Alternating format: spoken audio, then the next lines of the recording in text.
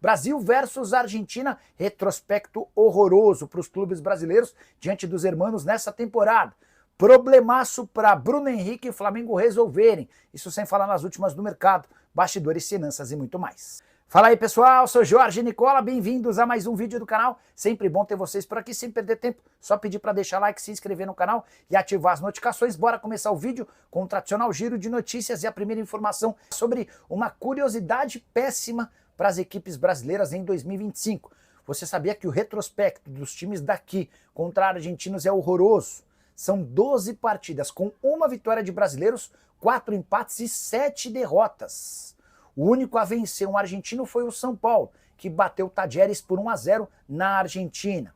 O Botafogo é o recordista de derrotas para os hermanos. Foram 3 derrotas, 2 na Recopa Sul-Americana e mais uma na Libertadores da América. Fortaleza, Flamengo, Corinthians e Cruzeiro também perderam uma vez cada. Preciso falar agora sobre o Flamengo e Bruno Henrique. O atacante recebeu uma péssima notícia. É que o Superior Tribunal de Justiça Desportiva decidiu abrir uma investigação e pode afastá-lo por tempo indeterminado até que ele seja julgado. O motivo, aquele escândalo de casas de apostas e apostas das quais ele fez parte, ou pelo menos supostamente fez parte. Deixa eu ler o trecho do despacho do STJD. O presidente da entidade, Luiz Otávio Veríssimo, requereu nesta quarta-feira a instauração de inquérito para apurar possível infração cometida por Bruno Henrique. O pedido foi protocolado após compartilhamento de provas da Polícia Federal no processo que investiga a suspeita de manipulação de resultados no esquema de apostas. Em despacho, Luiz Otávio designou como auditor processante o vice-presidente Maxwell Borges. Só para lembrar, Bruno Henrique, segundo a polícia, se envolveu num cartão amarelo, ele levou um cartão amarelo de maneira forçada para beneficiar a familiares. Esse cartão teria sido recebido no Campeonato Brasileiro de 2023 e agora o STJD cogita suspendê-lo de forma temporária até que o julgamento aconteça em definitivo. Havia contado para vocês pela manhã que o Flamengo confirma o interesse do Cruzeiro em Matheus Gonçalves e Luiz Araújo. Luiz dificilmente será negociado, até porque o Flamengo está pedindo algo na casa dos 100 milhões de reais. Já em relação a Matheus Gonçalves, a negociação é menos complexa e o Cruzeiro poderia oferecer como compensação ou o lateral direito William ou o volante Wallace. Tá faltando essa entrega do Flamengo do Felipe Luiz. E ele, quando você olha pro rostinho do Felipe Luiz, que é uma figura muito cara, muito querida, que é um cara capacitado acima da média, você vê que ele tá assimilando o golpe, tá vendo que o time dentro de campo não tá reagindo, não tá respondendo, não tá entregando em tese aquilo que ele tem imaginado. Você pega do goleiro ao ponto esquerdo, como se dizia na época do Piperno, não sou mais novo que o Piperno, com todo respeito à sua longa bagagem e experiência, do Vaticano ao Palmeiras, do Palmeiras para o mundo, meu caro Piperno. Eu acho que quem é que se salva no time do Flamengo nessa partida de hoje, um empate com sabor até de derrota, porque o Flamengo agora vai ter que remar contra a maré, vai ter que escalar a montanha.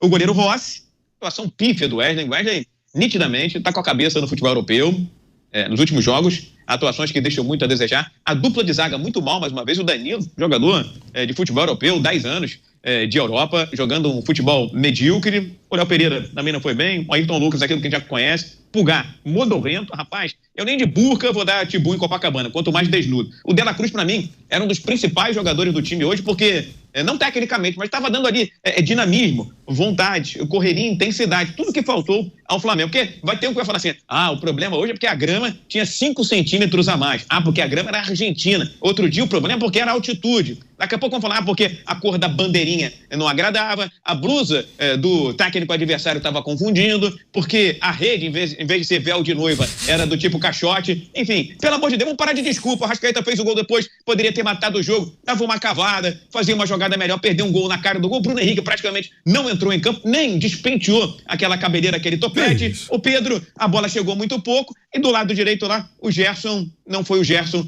das últimas partidas. Então, no cômputo geral, quem entrou em campo do primeiro ao 11, como se dizia antigamente, pouquíssimos se salvam. De La Cruz, Rossi e mais ninguém. Vou só fazer uma ressalva pro Pedro, porque a bola praticamente não chegou. E aí chega a hora do treinador, né? Conversar no vestiário, tentar mudar o time, mudar a mentalidade. O que ele faz? Tira o Pedro para botar o Juninho sem gol, né? O Juninho esfirra de carne. impressionante. Tocou na bola uma ou duas vezes e na hora de tentar cavar um pênalti, tenta dar uma penteada no lance que nitidamente poderia ter feito o gol. Aí começa a fazer as mexidas, começa a fazer as substituições e como tem dificuldade para enxergar o técnico Felipe Luiz na hora de mexer naqueles que não estão indo muito bem e guarda a última substituição para o final. E quando guarda para o final, me saca do banco de reservas o Alan. E, nitidamente, não foi uma boa noite, não foi uma boa jornada para o time, para a maioria dos jogadores e, novamente, para o técnico Felipe Luiz. É hora de fazer uma autoanálise, uma reflexão, para não virar psicanálise, viu, Pedro? O Bruno Prado tinha feito as contas aqui, nesse grupo do Flamengo, é capaz dos 3 terminarem com 11, não é, Bruno? É isso, né? O Piperno falou sobre isso também, que assim, até os resultados mais normais, né? O Flamengo vencendo 2 no Maracanã, faria mais 6 pontos, 11 com 5, né? 6 com 5, 11, e o LDU eventualmente vencendo em casa o Central Córdoba e perdendo no Maracanã, e o Córdoba perdendo em Quito e vencendo na Venezuela o Táchira. Então são até resultados normais e essa chance grande de um triplo empate com 11 pontos nesse grupo do Flamengo, né? O Flamengo tendo que fazer conta num grupo que era o imaginar, que todo mundo imaginava que o Flamengo passaria sem precisar fazer conta, sem precisar esperar outros resultados. E um empate com a LDU no Maracanã aí já seria trágico, né? O Flamengo tem que vencer as duas. Na teoria, é isso que normalmente deveria acontecer, mas não ganhou em casa do Central Córdoba, hoje empatou na Argentina, então tem que fazer a sua parte, né? Tem que jogar a bola e fazer a sua parte para confirmar pelo menos os 2 resultados em casa. O Bruno, agora perdeu qualquer margem para uma outra derrapada. Não tem mais a gordura ali. Não tem mais. Agora, falando sério e deboche da parte... Lá vem ele. Não é não, Viga. Você sabe por quê? Eu tô com uma suspeita em relação ao Flamengo, vai de um mês para cá. Eu não sou psicólogo e muito menos vivo o dia a dia. Agora, Viga, Bruno, Raí e Pedro. Será que a situação do Bruno Henrique não está provocando algum impacto emocional a esse elenco? O Bruno Henrique é amigo de todo mundo, ele é amigo dos caras. E de uma hora para outra, ele passa a ser um jogador importante para o Flamengo que tem simplesmente a continuidade da sua carreira ameaçada, de uma hora para outra. Então, como será que o grupo absorveu esse golpe? Né? Porque isso é, sem dúvida nenhuma, um golpe emocional. Posso meter minha colher? Vamos lá. Claro, deve. Vamos lá, Piperno, vamos lá. A liga mais poderosa do planeta é a Liga Inglesa, não é isso? Sim. Financeiramente. Quando estourou o escândalo do Paquetá, o que disse lá a Federação Inglesa? Que isso ia ser resolvido, respondido em quê? Em um curto prazo de tempo. Quanto tempo já passou, meu caro Piperno? Mais de um ano. Já está acabando a temporada, isso. Mais de um ano. Aconteceu alguma coisa com o Paquetá, com o Lucas Paquetá? Até agora nada. Não. Eu tô só elucubrando, raciocinando. Saída do Luiz Henrique do Botafogo, muita gente também questiona, levanta posições e levanta hipóteses. Sincero, honestamente, Piperno, a situação do Bruno Henrique é muito séria, muito grave. Não pode ser tratada superficialmente. Está sendo investigada nos canais e nos trâmites necessários. O Bruno Henrique tem 34 anos de idade, não é isso? Isso. Se a Federação Inglesa, que é aquela mais poderosa, que prometeu ser exemplar para o futebol internacional, não conseguiu resolver a situação do Lucas Paquetá, nesse tal curto prazo de tempo esperado, você acha que o futebol brasileiro vai dar essa resposta mais ágil e mais célere, Piperno? Não, rapidinho, só para colocar sobre a questão do Paquetá, que no fim da temporada sai a sentença ou não dele, né? O julgamento, sendo ele culpado ou inocentado, sai no fim da temporada. Então isso já foi divulgado, estão esperando a temporada de futebol europeu acabar, a Premier League tem mais 4 rodadas, né? E tem se falado muito sobre o abatimento do Paquetá, até no jogo do fim de semana, né? Ele toma um cartão amarelo e se emociona ali no campo, enfim. Mas o do Paquetá tem data para sair, no fim da temporada, e as pessoas, né, da imprensa inglesa, enfim, que a gente acompanha, lê, todos acreditam que ele será severamente punido.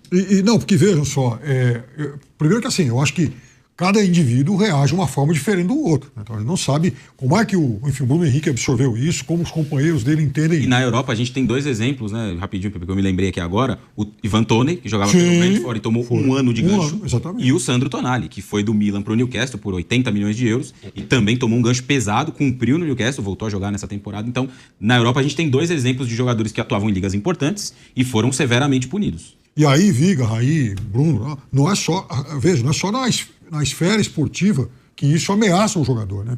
Então, assim, para mim não está muito claro o que pode acontecer, o que vai acontecer, mas eu tenho uma suspeita muito grande de que isso está atrapalhando. Até porque, Viga, se a gente começar a fazer um recorte, uma retrospectiva rápida, observa como eram os resultados do Flamengo até a eclosão desse caso. De lá para cá é que a gente tem visto, pelo menos, constatado uma oscilação. Claro que nesse período o Flamengo também teve obstáculos, jogos muito mais difíceis do que aqueles do começo do ano. Mas, assim, não dá para ignorar que isso pode estar de alguma forma atrapalhando. Eu acho que atrapalhou mais o próprio Bruno Henrique, porque a queda de qualidade dele é nítida e notória. Você vê que ele não consegue ser mais aquele jogador incisivo. Certamente, é claro, isso mexeria comigo, mexeria com você, mexeria com qualquer pessoa. A gente não sabe efetivamente o que aconteceu. As investigações apontam que as provas são contundentes, mas precisa dar o amplo direito de defesa a ele, né? O chamado processo penal, processo legal, o amplo e irrestrito direito de defesa ao Bruno Henrique. Mas, enfim, acho que a penalidade é mais para ele próprio, mental, psicológica, imaginando o que pode vir pela frente. Mas como é um jogador de 34 anos de idade, vai ter oportunidade de se justificar, de apresentar as suas alegações, as suas posições. Tem umas questões ali que eu acho meio estranhas, inclusive, na investigação, porque a suposta conversa que ele teve lá com os parentes fala de um jogo que aconteceu, se eu não me engano, na penúltima rodada do Brasileiro, não foi isso, Pipiano? Mas a conversa teria acontecido muitas rodadas antes. Enfim, como é que você consegue projetar, como é que você consegue planejar, estimar que daqui a 10 rodadas, daqui a 15 rodadas você vai receber forçosamente um terceiro cartão amarelo? Enfim, é algo que está sendo apurado, está sendo investigado. Acho que a penalidade, como eu disse, é muito maior para ele mesmo, o efeito psicológico. É claro que ele tem que lutar com isso, com esse fantasma diariamente. Respeito sua opinião, mas acho que o problema do Flamengo vai muito mais além. Aquilo que a gente vem dizendo há algumas rodadas de Libertadores, não desse ano, mas dos últimos 3 anos, em que o Flamengo precisa pensar num processo de transição. E aí eu estou chamando um choque de PSG, no sentido da mentalidade do PSG, não ter um time apenas de estrelas, mas ter um time brigador, ter um time operário, contratações assertivas, contratações cirúrgicas, para em jogos como esse, em que nada dava certo, em que todos erravam tudo e mais um pouco, o Flamengo pudesse tentar, pelo menos na base da garra, da vontade, do tesão, do entusiasmo e do lado visceral. A gente não vê nada disso no Flamengo, seja ele o Flamengo do Felipe Luiz, do Tite, do Vitor Pereira, do polonês, que eu já até fiz questão de esquecer o nome, e qualquer outro treinador. É isso que está faltando ao rubro-negro carioca. Nação rubro-negra, esse empate aí nessa partida contra o Central Córdoba, né, na Argentina, deixa o Flamengo numa situação complicada com o seu grupo na Libertadores, né? Mas o Flamengo tem ainda 2 jogos a fazer no Maracanã. Com esses 2 jogos aí vencendo no Maracanã, o Flamengo pode dar um passo importante, uma classificação nas oitavas de finais da Libertadores. Então, só vencendo dentro do Maraca os 2 jogos para o Flamengo garantir aí a classificação.